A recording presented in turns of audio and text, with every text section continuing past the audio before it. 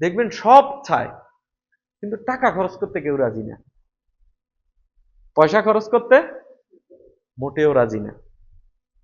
তো এখানে রিয়েলি কেউ যদি প্রজেক্ট বাস্তবায়ন করতে চায়, এখানে আমাদের মতে এত লাগবে না, বা তার যোগ্যতা কম বেশি হইলে একটু লাগতে পারে। ডিজিটাল মার্কেটিং এ সে আপনার 8 থেকে 12 লাখ টাকা 3 বছরে, কত বছরে?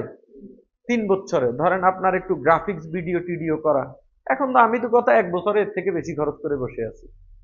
এখন আমি একটা মডেল তৈরি করছি, আমার আগে তার এটা কেউ করে নাই, আমি অনেক অতিরিক্ত ইনভেস্টমেন্ট করছি, বা এখন আমার টিমের কেউ করতে গেলে কি আর এত টাকা খরচ করা লাগবে? এখন তো আমারই সব সেট আপ আছে, ঠিক না? আমার কেউ করতে গেলে আমি যেটা 1 লাখ টাকা দিয়ে করেছি, এখন তো আমি আমার টিমের ফ্রি করাই দিচ্ছি ভাই। যেই কাজে আমি 1 লাখ টাকা কি করছি, ইনভেস্ট করছি, ব্যয় করছি, ওই কাজ এখন আমার টিমের কেউ আগ্রহ করলে ফ্রি করাই দিচ্ছি, টাকাই তো নিচ্ছি না। ঠিক আছে, এগুলাতে লাগবে।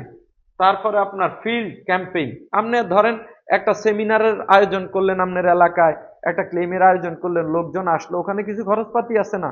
মাইক লাগবে, সাউন্ড সিস্টেম লাগবে, লোকজনদের একটু নাস্তা পানি খাওয়াবেন, ট্রান্সপোর্টেশন খরচ আছে। তো এইরকম 3 বছরের সর্বোচ্চ খরচ হলে 10-15 লাখ খরচ হইতে পারে। আমরা কি 50,000 1 লক্ষ লোকের প্রোগ্রাম করি? 50 জন 100 জনের প্রোগ্রাম করি। এন মানুষের চা সিঙ্গারা খাওয়াইলে আর কত টাকাই খরচ আসে, এটা তো আমরা বুঝি। ঠিক আছে, ইভেন্ট অ্যান্ড সেমিনার, এখানে ধরেন আরো কিছু খরচ গেল। ইভেন্ট ম্যানেজমেন্টে যখন টিম বড় হবে, ফাংশন বড় হবে, তখন হইতে পারে সিআরএম বা অ্যাডমিনে 5 লাখ টাকা। এটা হইলো ধরেন আপনি একটা ছেলেরে রাখলেন যে ওই যে কাস্টমার ম্যানেজমেন্ট করার জন্য, ভাই আমার তো টাইম নেই, তোমারে মাসে মাসে বেতন দিব, বা 2-4টা এমপ্লয়ি রাখবো।